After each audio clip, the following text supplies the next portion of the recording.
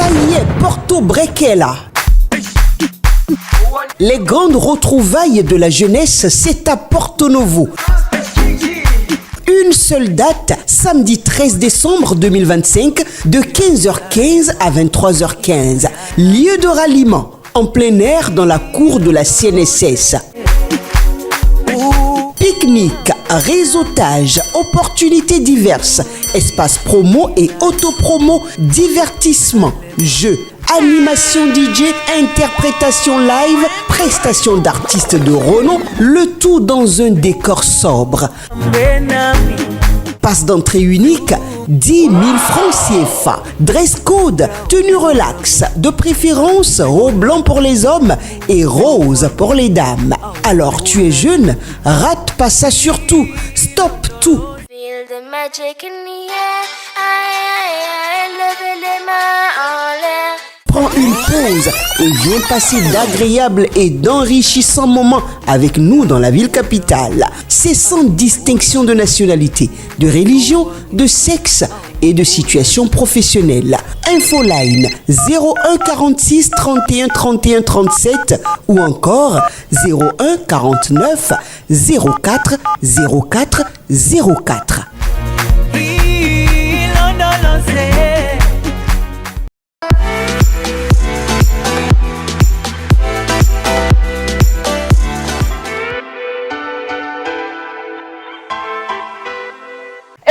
Bienvenue à tous dans ce dernier numéro de votre émission Le meilleur réveil pour le compte de cette semaine. Vendredi 5 décembre 2025, nous sommes, mesdames et messieurs, dans 20 jours, la fête de Noël, surtout dans tout le monde entier, bien sûr. Alors, ce sera un plaisir d'être à vos côtés durant cette célébration, chers amis internautes. Et voilà, la toute première rubrique de cette émission, la revue des titres avec Faouzia Sifou, qui est déjà sur ce plateau. Faouzia Sifou, bien le bonjour. Bonjour à vous, Latifat Kawinou, et bonjour à nos amis internautes de Guérita TV Monde.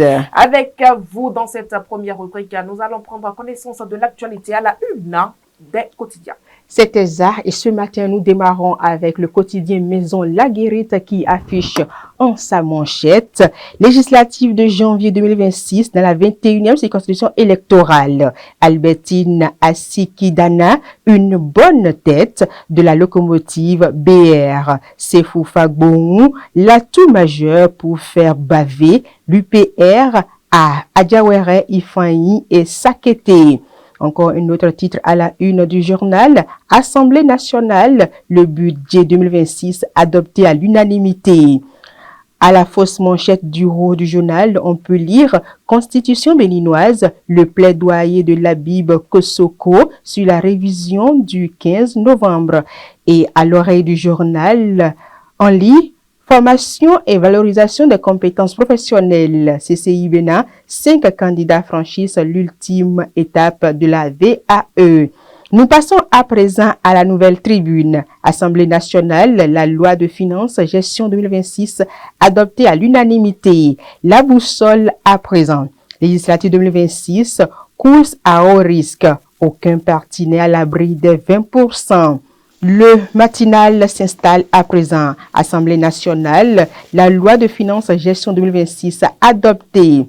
La nation, adoption de la loi de finances gestion 2026, 3 784 milliards assis sur des mesures à sensibilité sociale. L'événement précis, examen et adoption de la nouvelle loi des finances à l'Assemblée nationale, feu vert des députés, le budget de l'État 2026 adopté à l'unanimité. Le paraclet, Sébastien Adjavon, le déclin d'un destin politique sans issue. L'emblème du jour à présent. Finances publiques gestion 2026, Wada y rassure l'espoir après l'austérité.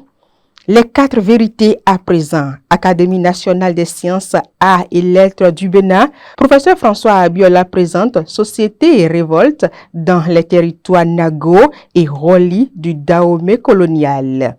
109 à présent. Les démocrates aux législatives 2026 au Bénin. Une participation saluée, une stratégie solitaire suicidaire. Fraternité à présent, Assemblée nationale, la loi de finances gestion 2026 adoptée à l'unanimité. Matin libre, politique au Bénin, Patrice Talon a pourtant du mérite selon Matin Libre. Adjache News de Mas Gaspard Adjamoussi à présent. Lancement officiel des activités de la plateforme jeunesse Wadaï. Une mobilisation politique historique demain samedi à Abomey-Calavi. Laurent Zomaï et plus de 150 organisations de jeunes pour le soutien au duo Wadaï Talata. Assemblée nationale du Bénin, les députés adoptent à l'unanimité la loi de finances gestion 2026 d'un montant de 3 784 milliards de francs CFA. Absence remarquée des députés du groupe Les Démocrates. Amélioration des conditions des enfants à Ifaïn, la fondation Gbeounou reçoit un appui significatif de l'ambassade de Chine. Professionnalisation du cinéma, le gouvernement appuie la dynamique des Ciné 229 Awards. Et pour finir avec ce journal, Journée internationale des personnes handicapées. Le Bénin a célébré l'événement. Nous poursuivons cette présentation avec d'autres journaux. L'Informateur. Phénomène Kenneth, plus de 60 interpellations à Parakou. Quotidien L'Observateur à présent, Académie nationale des sciences, arts et lettres du Bénin, le professeur François Abiola met en lumière un ouvrage sur la toponymie. L'événement du jour, loi de finances, gestion 2026, le Parlement donne son quitus. Projecteur info. Assemblée nationale, les députés adoptent à l'unanimité la loi de finances gestion 2026. Le matin, Assemblée nationale, le budget général de l'État exercice 2026 adopté à l'unanimité. Et pour définitivement terminer avec cette rubrique ce matin, nous repassons encore à la une du journal La Guérite, le quotidien Maison, qui affiche en sa manchette législative de janvier 2026 dans la 21e circonscription électorale. Albertine Asiki-Dana, une bonne tête de la locomotive BR. Sefoufa Gboun, atout majeur pour faire baver l'UPR à Djawere, Ifaïn et Sakete.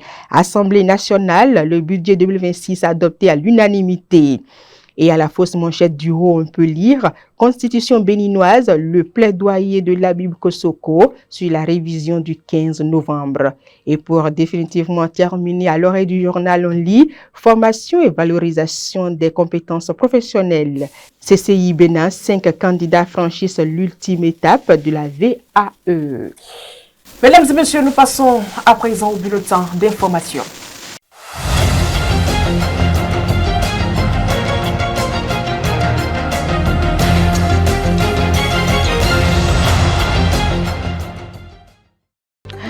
Amis internautes de Guérite TV Monde, mesdames et messieurs, nous démarrons ce bulletin d'information avec les nouvelles au Palais des Gouverneurs à Porte-Nouveau. Réunis en séance plénière, les parlementaires présents et représentés ont approuvé à l'unanimité le budget général de l'État fixé à 3 783 milliards 980,4 millions de francs CFA, soit une hausse environ 6,6% comparée à 3 551,1 milliards prévus en 2025.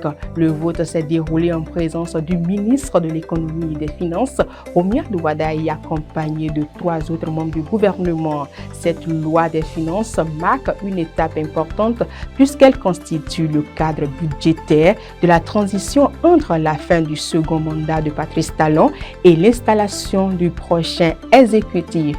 Dans un autre registre à présent, après une année rigoureuse d'études et de sélection, le processus de validation des acquis de l'expérience piloté par la Chambre de commerce et d'industrie du Bénin, CCI Bénin, via son institut pour le renforcement de l'accompagnement entrepreneurial, arrive à son ultime phase.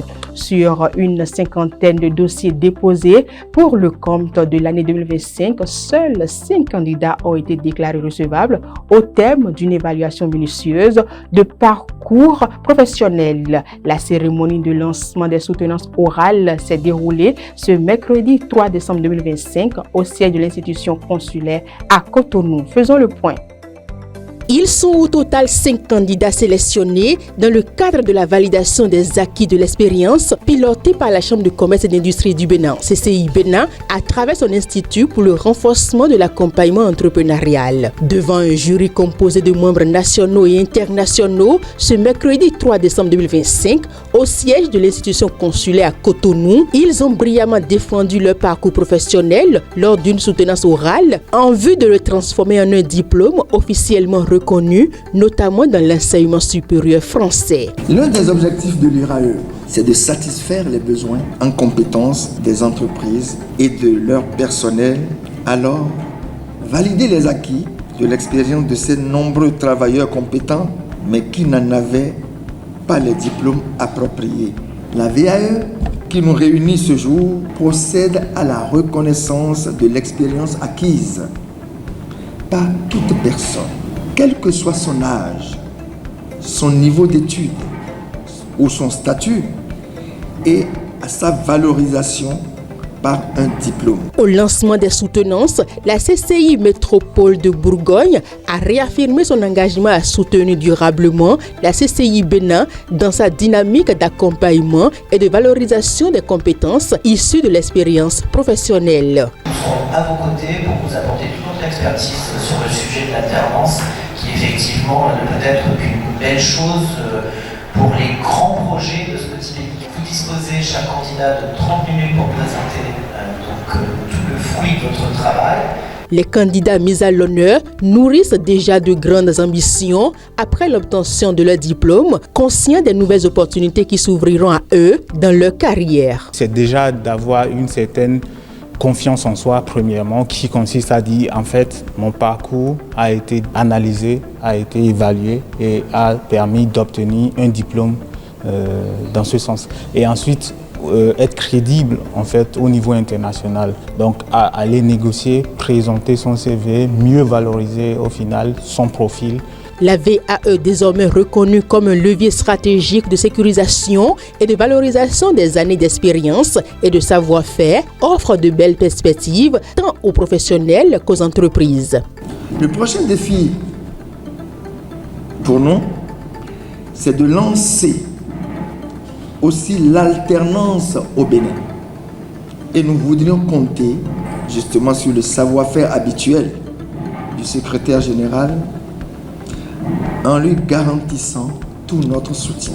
Notre souhait, c'est que très rapidement, je sais qu'il y a une réforme qui est en cours, que l'État béninois finisse par mettre en place tout le dispositif nécessaire pour que désormais nos diplômes PAE qui soient au standard béninois. Avec l'aboutissement heureux de ce processus, pour ces 5 candidats, la CCI Bénin se félicite d'avoir contribué à redessiner leur avenir, désormais porté par un diplôme synonyme de confiance, de progression et d'opportunités nouvelles. Une note politique en bref à présent. Nouvelle démission au sein du parti Les Démocrates au Bénin. L'information a été rendue publique par le secrétaire national à la communication du parti, Guy Mitokpe. Je le cite, le comité permanent du parti Les Démocrates prend en ce jour 4 décembre 2025 acte de la démission de certains vice-présidents, dont celle de Léon Komlan Arossi, a écrit l'annonce sur sa page Facebook. Selon les informations exclusives obtenues par Banuto, les vice-présidents concernés sont au nombre de 3. Il s'agit du 3e vice-président Léon Komlan Arossi, du 7e vice-président Joël Godonou et du 9e vice-président François Bourdeau. Les informations hors de nos frontières à présent.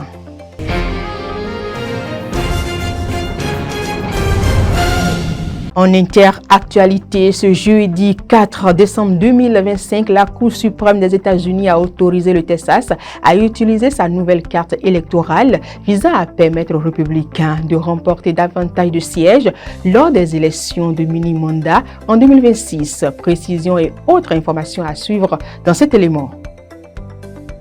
Le jeudi 4 décembre 2025, par 6 voix contre 3, celle des juges conservateurs contre celle des progressistes, la Cour suprême des États-Unis a annulé une décision de première instance suspendant l'utilisation de la nouvelle carte électorale Tezan au motif que le découpage semblait avoir été réalisé sur des bases raciales, ce qui est illégal. Dans ce jugement, la majorité conservatrice de la Cour suprême a notamment reproché au tribunal de première instance de s'être ingéré à tort dans une campagne électorale provoquant beaucoup de confusion. Au nom des 3 magistrats progressistes, la juge Elena Kagan a exprimé son désaccord. La Cour annonce aujourd'hui que le Texas pourra conduire les élections de l'année prochaine avec une carte dont le tribunal de première instance a déterminé qu'elle violait nos instructions fréquemment répétées sur l'utilisation de critères raciaux dans le découpage électoral, déplore-t-elle. Au cœur du débat, il y a le découpage électoral partisan consistant à déplacer les frontières des circonscriptions au gré des intérêts du parti dirigeant dans chaque État. La Cour suprême a conclu en 2019 que ce charcutage ne relevait pas de la compétence des tribunaux fédéraux, mais il reste prohibé lorsqu'il se pratique sur des bases raciales et non plus de l'affiliation politique, alors que les minorités ethniques votent traditionnellement davantage pour les démocrates que pour les républicains. La ministre de la Justice, Pam Bondi, a félicité le Texas pour avoir fait avancer l'état de droit. Les tribunaux fédéraux n'ont pas le droit d'interférer dans la décision d'un État de redessiner les cartes législatives, a ajouté la ministre sur X, accusant les magistrats de première instance d'avoir jugé de manière partisane. De son côté, le gouverneur républicain du Texas s'est lui aussi empressé de se réjouir de la décision de la Cour suprême. Nous avons gagné. Le Texas est officiellement et légalement plus rouge, a-t-il écrit sur X en référant à la couleur du Parti républicain, le bleu étant celle des démocrates. La majorité conservatrice de la Cour suprême a une fois sapé sa crédibilité en approuvant sans discussion une carte électorale manipulée sur une base cruciale au Texas, a écrit dans un communiqué Hakeem Jeffrey, chef de file de la minorité démocrate à la Chambre des représentants. Les républicains savent que les extrémistes ne peuvent gagner qu'en trichant, a-t-il ajouté. La nouvelle carte électorale du Texas a été définitivement adoptée en août par le Parlement de ce vaste État conservateur du Sud. Le président Donald Trump avait publiquement fait pression sur les responsables républicains pour qu'ils effectuent ce redécoupage qui vise à préserver la majorité étriquée des républicains au Congrès au-delà des prochaines élections législatives. Des secteurs à majorité latino ou afro-américaine où la candidate démocrate Kamala Harris l'avait emporté lors de la présidentielle 2024 ont ainsi été fragmentés et rattachés à des circonscriptions acquises à la droite pour diluer le vote démocrate et permettre aux républicains de glaner jusqu'à 5 sièges supplémentaires. Au Nigeria à présent, 2 semaines après l'attaque contre l'internat catholique Saint-Marie, l'une des plus graves depuis l'enlèvement des 276 lycéennes de Chibok en 2014, les familles demeurent sans nouvelles de leurs enfants. Selon l'association chrétienne du Nigeria, 303 élèves et 12 membres du personnel avaient été enlevés par des hommes armés. Seuls 50 élèves avaient réussi à fuir dans les heures suivant le rap. L'établissement protégé par de simples gardiens bénévoles non armés n'a opposé aucune résistance à l'assaut. Depuis, aucun signe de vie des otages, dont certains âgés de 6 ans, n'a été communiqué. Les ravisseurs supposés retranchés dans les forêts de l'État du Niger n'ont formulé aucune revendication. La crise intervient dans un contexte d'insécurité persistante. Malgré la récente déclaration d'état d'urgence sécuritaire par le président Bola Tinubu et l'annonce du recrutement de milliers de soldats et policiers, les familles estiment que la réponse de l'État reste dramatiquement insuffisante. Le conseiller à la sécurité nationale assure que les enfants vont bien et seront bientôt de retour sans fournir de preuves. L'attente, elle devient insoutenable. Nous n'avons reçu aucune information, déploie Emmanuel Bala, Moussa, président de l'association des parents d'élèves, dont la fille de 13 ans a été enlevée. Une semaine après l'attaque, les parents ont été convoqués pour enregistrer officiellement les disparitions, une démarche initiée après que le gouverneur local a mis en doute le nombre de victimes. La police affirme désormais que 215 élèves sont toujours captifs, tout en reconnaissant que la liste reste incomplète. Le drame ravive la mobilisation du mouvement Bring Back Your Girl, né après Chibok, qui dénonce une défaillance systématique ayant permis l'enlèvement d'au moins 1800 élèves depuis 2014. Amnesty International alerte également sur l'impact catastrophique de ces violences sur l'éducation. Près de 20 500 écoles auraient été fermées dans le nord depuis l'attaque de Saint-Marie. Dans un pays où près de 20 millions d'enfants ne sont pas scolarisés, selon les Nations Unies, la peur des enlèvements fragilise encore davantage un système éducatif déjà exsangué.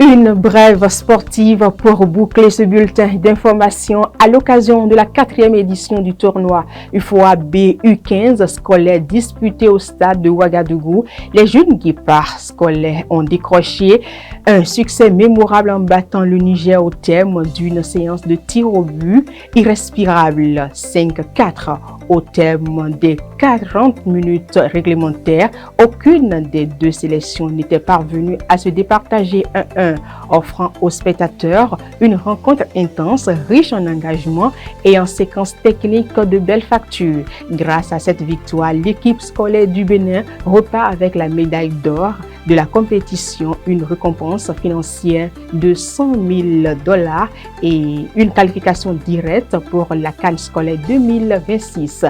Ainsi prend fin définitivement ce bulletin d'information. Merci d'avoir été des nôtres. Latifat Korenou, à vous. Un bon week-end, nous vous souhaitons choisir c'est vous. Mesdames et messieurs, quant à nous, nous poursuivons cette émission. Voici donc à présent la météo du jour.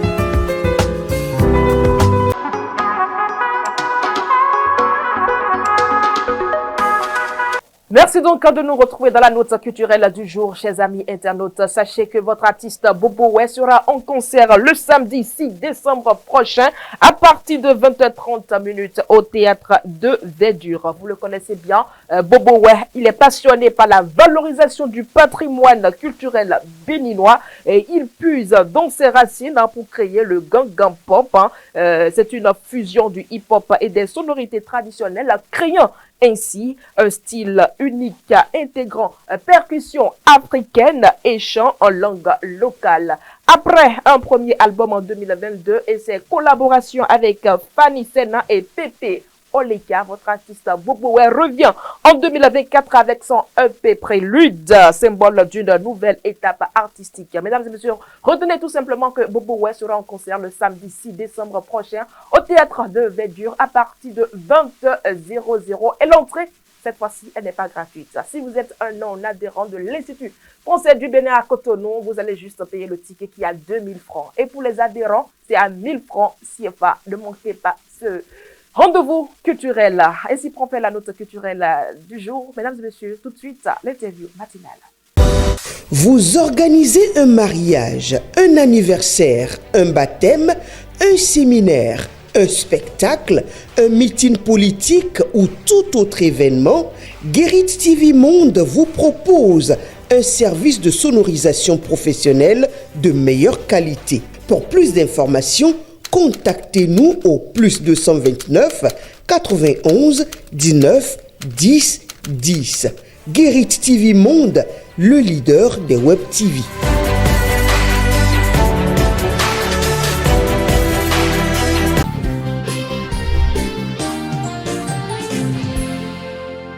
Alors, merci à vous, chers amis internautes, de nous retrouver dans votre rubrique matinale. Aujourd'hui, je reçois pour vous Dr Paul-Marie Ouessou, théoricien de la gouvernance d'État. Dr Paul-Marie Ouessou, bien le bonjour. Bonjour. Merci d'avoir accepté notre invitation. Merci de m'avoir invité ici aussi pour la 3e ou la 4e fois. Ensemble, là, nous allons analyser certains sujets de l'actualité. Nous allons donc d'abord démarrer par la démission de Léon Comlan à Rossi. Il a démissionné il y a 3 mois, selon ses dires. Mais ce n'est qu'hier que l'information a été rendue publique sur la page Facebook de Guy Mitokpe. Alors, comment voyez-vous cette attitude du parti qui, après 3 mois de démission, a finalement rendu publique cette information hier? Non, de la part autant de celui qui a démissionné que de la part du parti, c'est du n'importe quoi. Dans ce parti-là est devenu du n'importe quoi et moi je comprends rien à ça. Et j'ai été heureux de dire le mardi que on peut pas comprendre que il aille organiser donc des meetings à gauche, des meetings à droite pour dire qu'il soutient le candidat de la mouvance tout en étant vice-président du parti. Et le parti ne fait rien par rapport à ça. C'est ça vous voyez la question de la gestion du groupe.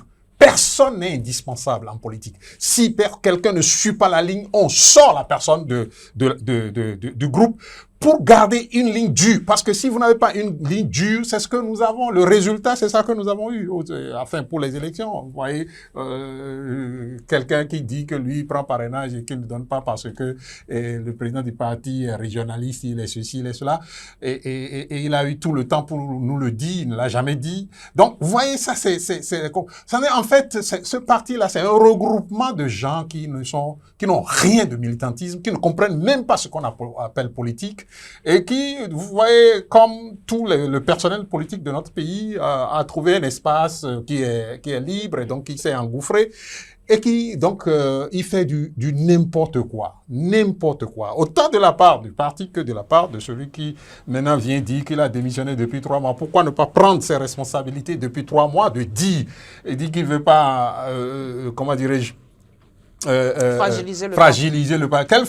La fragilité, c'est maintenant qu'il crée plus la fragilité au parti. C'est pas, s'il avait annoncé 3 mois avant, là, on saurait que le parti n'allait pas. Tous les Béninois sauraient que le parti n'allait pas aux élections. Et puis, donc, tous les Béninois auraient constaté que, bon, ils ont tous failli.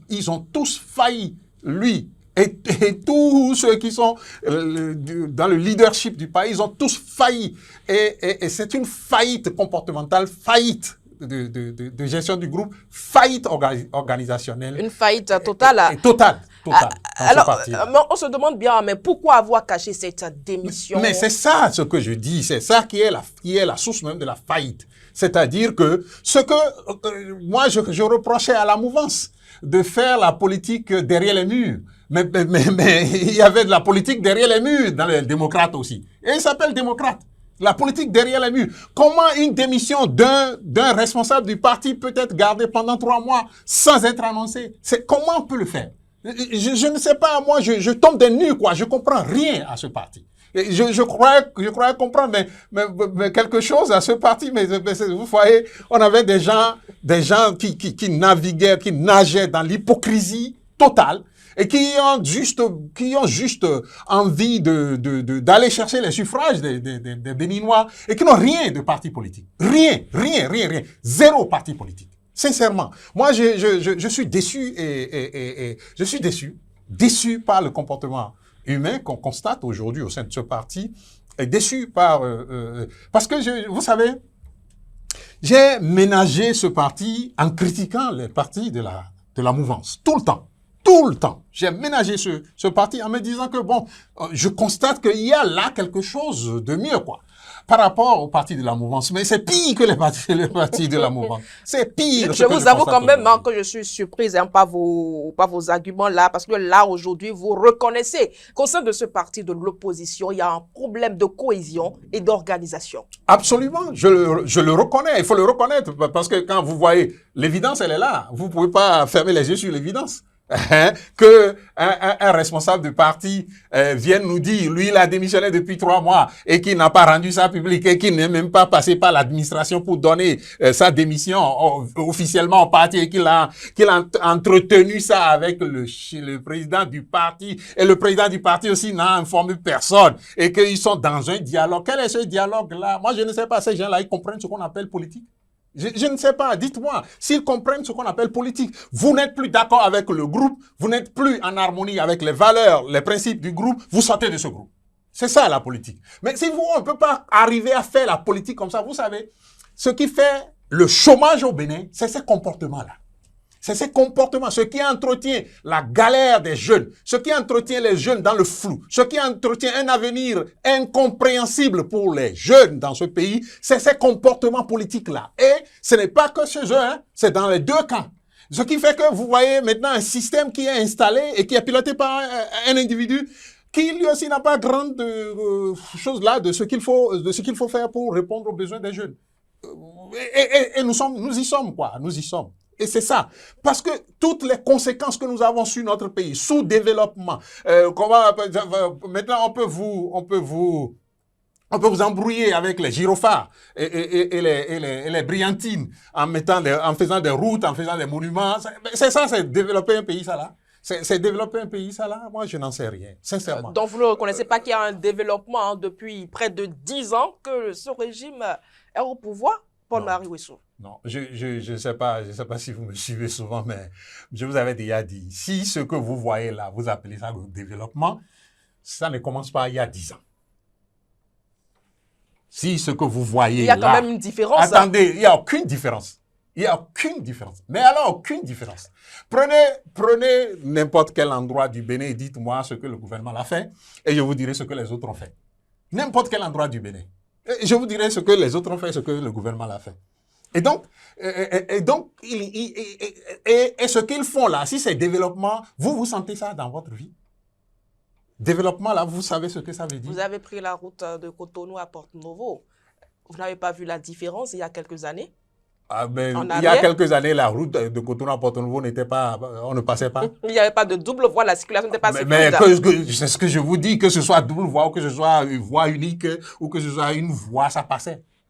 Depuis que Kérékou a fait, c'est Kérékou qui a fait la voie de Cotonou jusqu'ici. C'est ce que je veux vous dire. Donc quand vous venez de Sémé ici et on a commencé à faire double voie là, ça ne change rien au fait que depuis Cotonou, il y a une voie qui nous conduit de là-bas jusqu'ici. Et cette voie, c'est le président Kérékou qui a fait ça. Donc c'est vous dire, c'est ce que je veux vous dire. Si il n'y a pas eu d'évolution alors?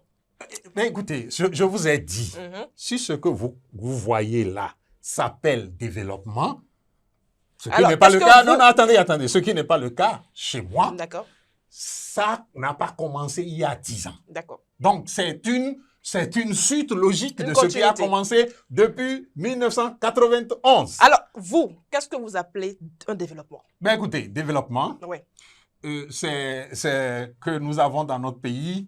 bon, non, je vais plutôt prendre la définition de Kizerbo pour vous parler de développement. On ne développe pas, on se développe. C'est-à-dire? On ne développe pas, on se développe. Vous voyez que nous nous développons maintenant? C'est-à-dire la construction de routes, là, c'est on développe. Et je ne sais même pas si c'est développement, quoi. Je ne sais même pas si c'est développement. La construction de routes, c'est un millionnaire de ce qu'il faut faire pour qu'on parle de développement. La Chine s'est développée, vous savez, c'est sur les 40 dernières années que la Chine s'est développée. Vous savez d'où la Chine est partie pour venir à ce que la Chine fait là? Est-ce que la Chine s'est développée en construisant des routes? C'est ça? Bon, non, moi, vous savez, les pilotes de développement aujourd'hui s'appellent la technologie. Quelle est la maîtrise de la technologie que nous avons? Nos ancêtres, hein, ils savaient identifier le fer. Ils avaient, comment on appelle, des forgerons qui travaillaient le fer, qui transformaient le fer pour en faire des outils. Quelle transformation nous on a aujourd'hui de notre environnement pour faire des outils? C'est ça qu'on appelle développement. on n'appelle pas développement les routes. Les routes, c'est des brillantines. C'est ce qu'on a, moi j'appelle brillantine en matière de développement. Et donc, nos ancêtres savaient fabriquer des outils à partir de de l'environnement qu'ils ont. Mais nous, aujourd'hui, on ne peut pas transformer notre environnement. On va passer de l'argent massivement pour endetter le pays pour dire qu'on construit des routes. Et vous appelez ça développement. Mais si c'est ça que vous appelez développement, bon, ben, vous comprendrez ça comme ça. Mais moi, je ne l'appelle pas développement. Là, vous n'appelez pas ça développement. Mais est-ce que vous pensez que... On ne développe pas, on se développe. Retenez cela bien. Et maintenant, appliquez ça à tout ce que vous voyez. Vous allez constater que, bon, on est encore loin de ce qu'on appelle développement. Voilà. Alors, Dr Paul-Marie Ouessou, vous estimez que ce régime n'a pas fait de développement. Alors, pour vous, non, si... je ne parle pas que de ce régime. Je vous ai dit que ce que vous voyez là maintenant, là, c'est la suite logique de ce qu'on a depuis 1991. Donc, c'est tous ceux qui sont passés et qui nous ont chanté développement à travers ça, qui n'est pas du tout... Revenons alors à notre sujet sur la démission de la Russie. Comment vous pouvez développer? Vous êtes à Porto-Novo. Attendez. Vous êtes à Porto-Novo. Je vous prie de faire un tour à l'université d'Adjara. Et regardez l'état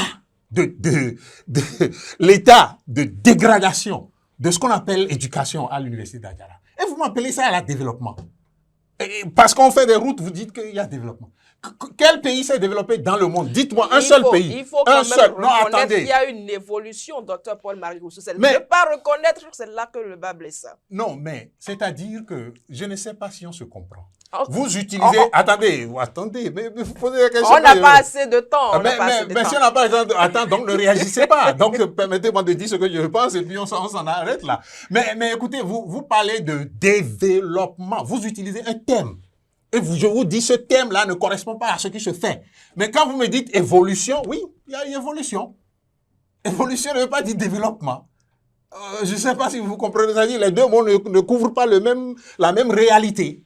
Et donc, nous devons savoir utiliser les mots pour dire ce que nous voulons dire. Si nous voulons parler de développement, ne parlons pas des routes qui se font là avec des statues comme ici et là. Ça ne s'appelle pas développement.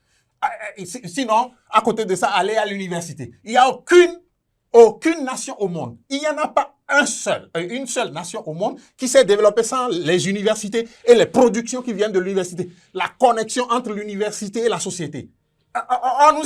Nous en sommes quoi? Quelle est la connexion entre les universités que nous avons et la société? Qu'est-ce que les universités produisent pour l'évolution de la condition humaine dans notre société? Nous allons revenir au cours de notre invitation. Bon, donc, oui, dans ce cas, les gens, on vous a saoulé.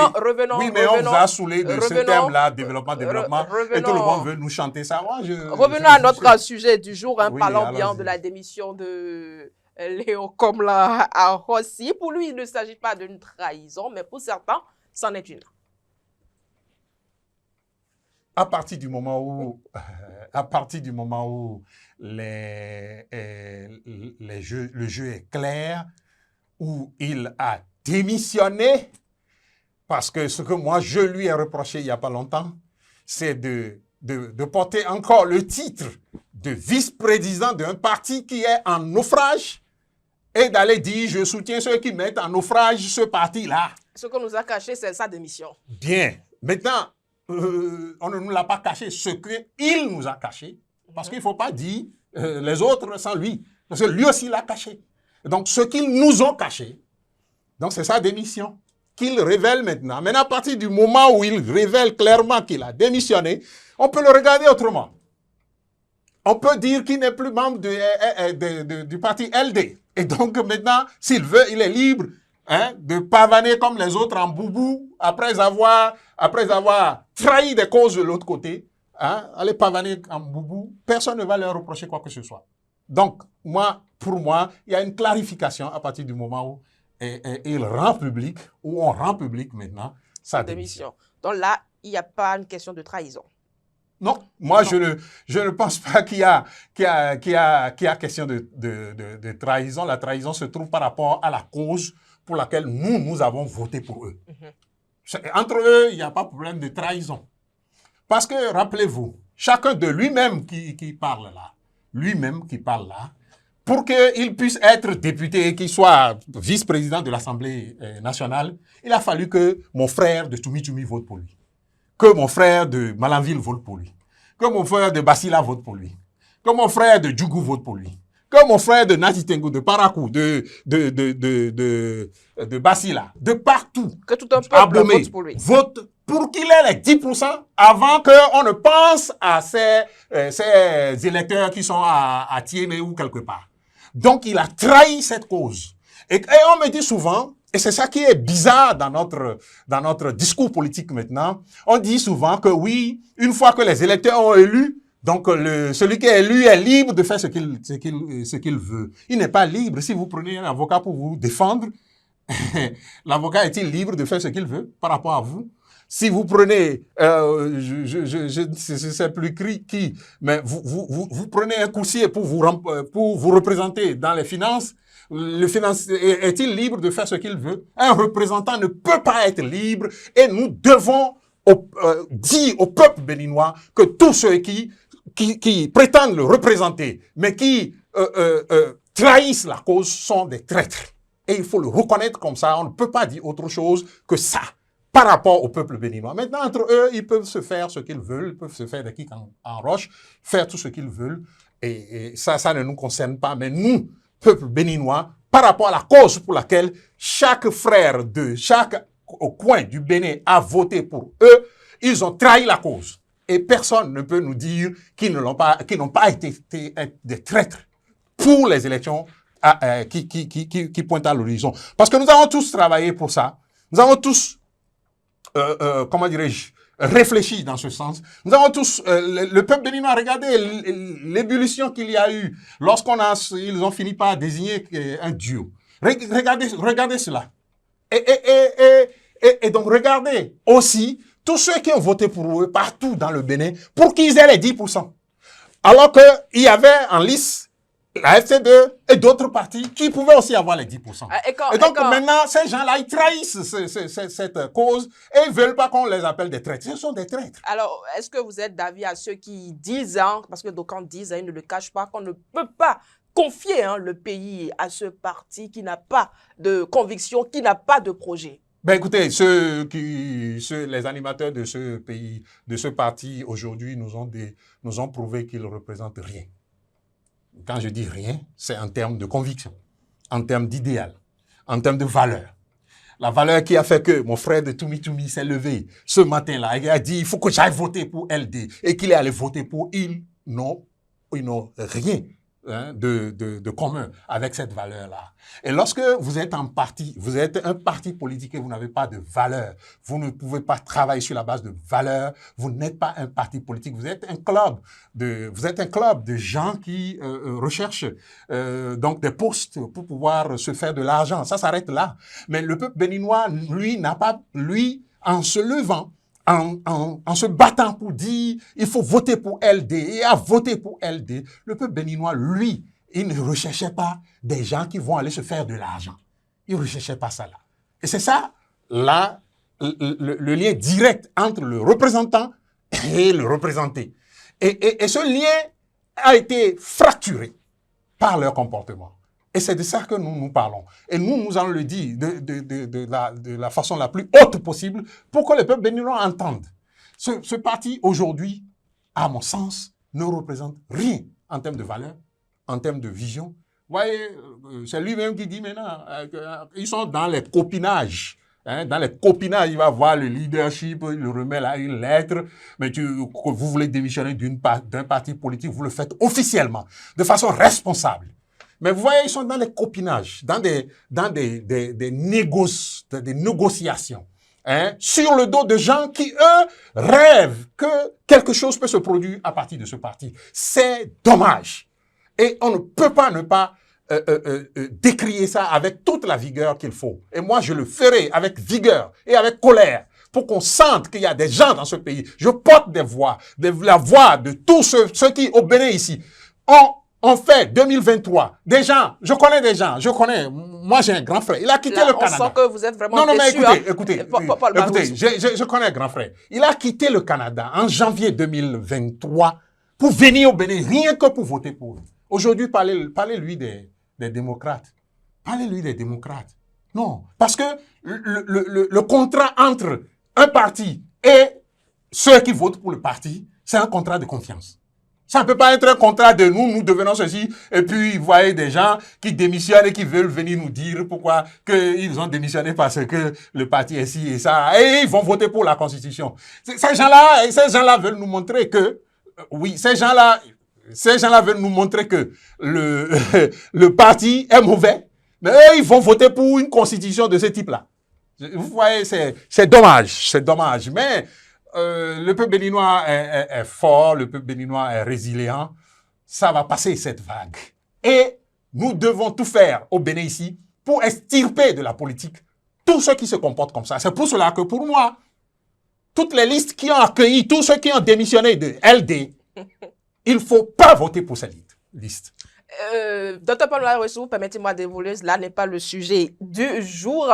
Nous allons à présent parler des enjeux des législatives de 2026, surtout avec le Parti des démocrates qui doit recueillir le seuil de 20% dans chaque circonscription électorale. Le défi est énorme pour ce parti politique parce que au niveau des autres partis, ils se sont entendus, ils ont signé des accords parlementaires. Est-ce que les démocrates pourront-ils en passer cette barrière? Est-ce qu'ils vont lever des sièges? Là, c'est vraiment là la question qui préoccupe plus d'un. Là, nous rentrons dans une analyse technique.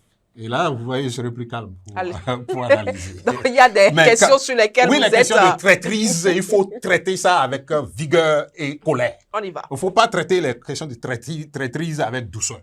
Vous comprenez? C'est de la traîtrise par rapport à une cause que nous avons Revenons à la question. Et non, mais nous revenons à la question, mais il faut le dire. C'est de la traîtrise par rapport à une cause que nous avons défendue. Et nous devons le dire avec vigueur que c'est de la traîtrise. Maintenant, quant aux élections législatives et l'analyse technique qu'il faut faire de cela, d'abord vous dites que les autres ont fait accord de gouvernance et puis bon, c'est ce qu'on nous vend, c'est ce qu'on vous vend, excusez-moi de le dire. Mais vous savez... Voulez-vous dire qu'il n'y a pas eu d'accord ou... Non, écoutez... C'est pas parce qu'il y a eu d'accord que ces partis-là vont passer la barre des 20%. Non, écoutez, je vous dis, comme on vous a vendu le thème développement, c'est aussi ça qu'on vous vend. Il faut accord pour pouvoir avoir les 20%. Que représente FCBE? C'est 3%. C'est un parti politique. C'est 3%. Le parti dit qu'il a d'ancrage national. Ils disent, mais les Béninois leur disent en 2023, leur ancrage national. Ils n'ont pas d'ancrage national. Ils n'ont pas 10% sur le territoire national. Donc, il ne faut pas qu'ils viennent nous chanter. Raison pour laquelle ils ont signé un accord. Leur discours, c'est autre chose. La réalité qui sort du cœur des Béninois. Moi, je parle du cœur des Béninois. Désormais, je défends le cœur des Béninois qui a failli faire une crise cardiaque avec les crises que nous avons traversées dans le temps. C'est de ça que je parle. Et c'est pour cela que je ne peux pas parler de ces choses sans colère. Maintenant, techniquement, les FCBE ne représentent rien. Encore moins RN, qui a fini par se fondre quelque part, et Moël Bénin ne représente pas grand-chose. Mon frère, mon grand frère Jacques a dit, il le sait bien, que sur le plan national, Moël Bénin ne représente pas grand-chose en termes d'électeurs, de foi des électeurs en leur proposition pour la nation. Jusque-là. Ils peuvent changer ça demain, hein, mais jusque-là, là où moi je vous parle, ils ne représentent pas grand-chose. Et ça, je parle de grand-chose en termes des chiffres qui sont sortis des élections passées. Maintenant, le parti LD et les autres, je parle de ces deux autres, je ne parle pas d'eux en tant que chose là. Vous savez bien qu'il y a un parmi ces partis qui ne pouvait pas avoir, les 10% si on nous avait donné les résultats qui sont sortis des urnes avec les preuves des résultats qui sont sortis des urnes. Ah bon? Oui, mais écoutez, l'élection est terminée comment? Quand on nous a dit que les documents électoraux sont devenus caducs. C'est ça qu'on nous a dit. Est-ce qu'une élection, vous avez vu une élection, un contentieux électoral se terminer sur le fait ou la base de l'argument selon lequel les documents électoraux sont devenus caducs? Vous n'avez jamais vu ça dans le monde. Mais je crois que le Bénin est devenu inventeur de beaucoup de choses et excelle. Hein. Vous savez, non, on est maintenant d'ailleurs en matière de votre développement, les premiers en ci, premiers en ça, premiers en ceci. Mais pourtant, vous regardez les Béninois, comment ils souffrent. Regardez comment les Béninois peinent chaque jour pour trouver de quoi manger. Regardez le nombre de personnes qui veulent s'accrocher à votre petit salaire aujourd'hui. Et regardez ça et comparez ça au passé. Et vous verrez. Donc, c'est vous dire que quoi? Que ces partis, techniquement, je veux dire, Bloc républicain et UPR, techniquement, si le jeu est clair et le jeu est sans documents électoraux devenus caducs, vous allez constater que ces partis politiques aussi ne valent pas grand-chose en termes de représentativité sur le terrain. Seulement, il y a des partis, il y a des endroits du Bénin où vous allez voir ces partis parce que c'est une élection, quoique nationale, de proximité, ok, où c'est le fils du terroir qui l'emporte.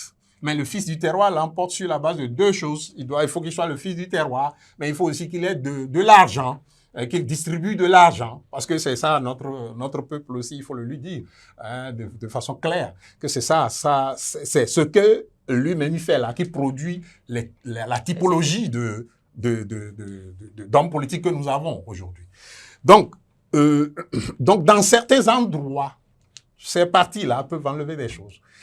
Et moi, je pense que, malgré leur comment vous appelez, accord de gouvernance, il va leur être difficile. Parce que là, vous voyez, la clarification du discours que j'ai demandé à commencer à se faire, c'est-à-dire un certain Rossi qui parle un langage, le parti parle un autre langage, la clarification du discours a commencé à se faire. Et donc, si le discours est clair et le discours redonne au parti la capacité de montrer qu'elle représente une valeur et qu'elle représente une vision de notre société, parce que, dites-moi, depuis que nous parlons là, LD, là, quelle est leur vision de la société? Vous avez une connaissance de ça? Donc, si le parti arrive à démontrer qu'elle a une vision de la société et que cette vision de la société s'oppose littéralement à la vision de la société des autres partis, je crois que elle aura la capacité, ce parti, aura la capacité, lui aussi, d'enlever des choses-là, des sièges dans certaines circonscriptions électorales et peut utiliser ce levier-là pour empêcher ce que vous appelez accord de gouvernance et coalition. En fait, c'est une coalition, c'est une alliance qui ne veut pas dire son nom. Donc, ces alliances-là, va défaire ces alliances d'abord déjà pour les 10% au plan national. Malgré leur fragilisation, leur mauvaise organisation. Bien sûr, s'ils se relèvent de cette chute libre-là, s'ils se relèvent et qu'ils réorganisent leur discours. Il y a beaucoup de Béninois qui sont quand même déçus de ce parti. Est-ce qu'ils vont leur accorder leur vote? Oui, mais écoutez, c'est que vous avez deux mots devant vous. Vous choisissez lequel? Celui qui fait moins mal, n'est-ce pas? C'est ça la réalité. Vous avez deux mots devant vous, parce qu'on a réduit le champ politique à ces deux mots-là. Et donc, vous avez deux mots devant vous, lequel choisir. Maintenant, même s'ils gagnent les élections, vous savez, le système a été verrouillé. Avec si la constitution, la nouvelle, est promulguée, le système a été verrouillé pour que même s'ils gagnent les élections et qu'ils contrôlent le Parlement, qu'ils ne servent pas à grand-chose. Parce qu'il y aura toujours le Sénat pour bloquer tout ce qu'ils vont voter comme loi ici en bas. Donc, vous savez, nous sommes passés à une construction politique depuis 2016 qui, ma foi, peine. On a de la peine à parler donc de cette construction-là. Mais bon, Je sais que le peuple béninois a tous les ressorts pour surmonter les épreuves.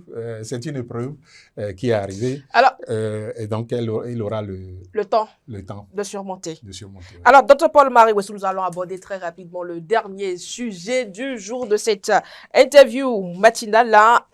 Les députés, les démocrates, avant tous les députés de la 9e législature ont voté ce jeudi 4 décembre 2025 le budget exercice 2026. Mais au cours de lors de la séance plénière, les démocrates ont brillé par leur boycott. Oui. Oui, c'est le cas, ça a été le cas tout le temps. Mais, durant toute cette mandature. Toute cette mandature, mais être opposant se résume à cela? Non, mais je crois que après ce qui est arrivé au Parlement avec le vote de la Constitution, où aujourd'hui vous ne savez pas si les démocrates ont voté pour ou contre cette Constitution-là, je crois que après cela, ça se justifie encore plus. Qu'ils prennent de la distance par rapport à ce qui se fait au Parlement en ce moment-là. Parce que on peut pas aller à un vote où on dit qu'on détient les 22, n'est-ce pas, 22 bulletins de vote, et puis on se retrouve avec 89 contre 19, ou bien je sais plus trop quelle était. Bon, on a dit 18 dans un premier temps, et puis on a effacé pour mettre 19. Et c'est ça notre pays. C'est la qualité, quoi. C'est la qualité des hommes politiques que la réforme du système partisan nous a fabriqué, ça. Donc, vous comprenez. Non, on ne peut même pas comprendre aujourd'hui qu'il y a voté pour, qu'il n'y a pas voté contre.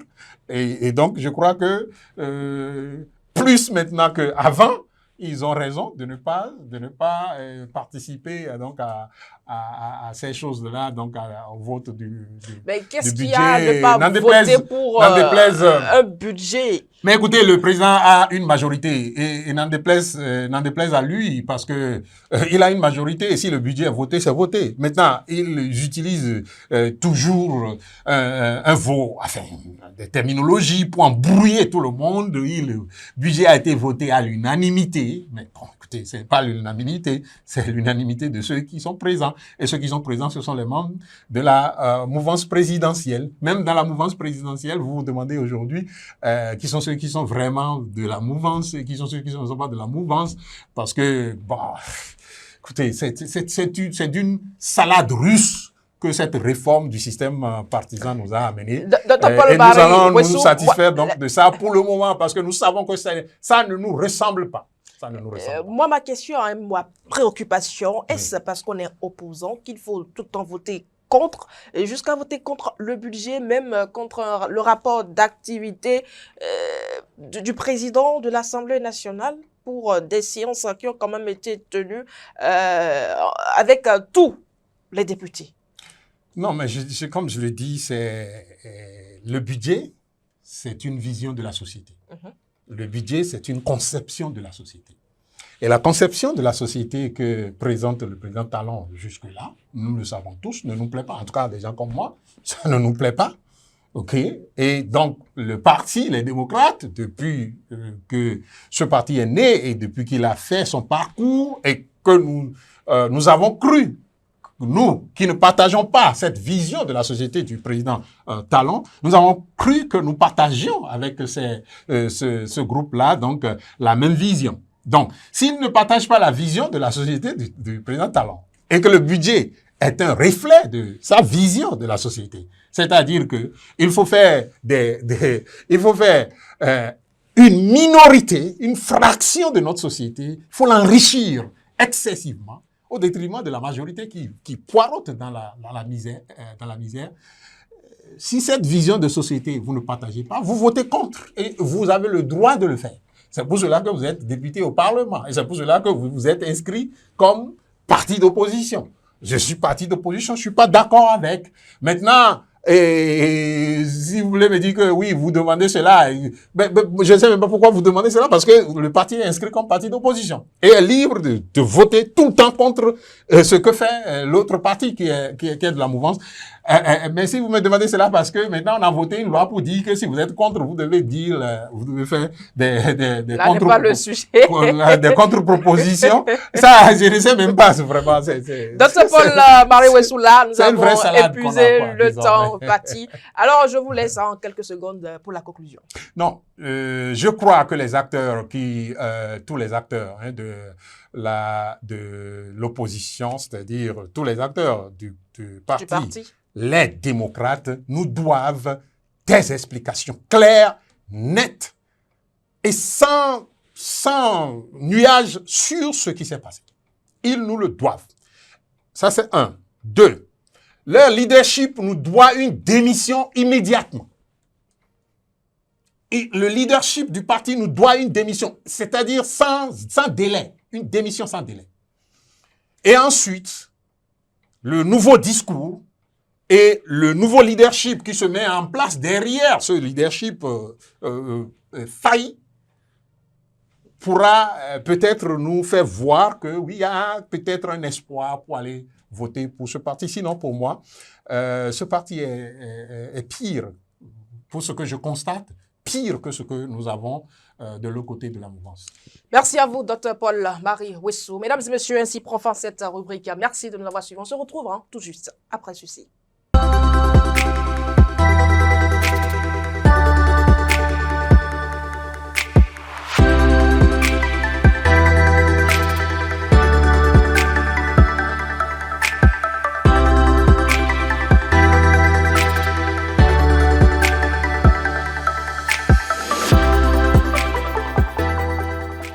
Et voilà qui marque déjà la fin de votre émission matinale, le meilleur réveil pour le compte de cette semaine. Mesdames et messieurs, merci de votre aimable fidélité et sachez que vous pouvez vaincre n'importe quelle crainte si et seulement si vous décidez de le faire. À lundi et très bon début de week-end. Nous vous souhaitons.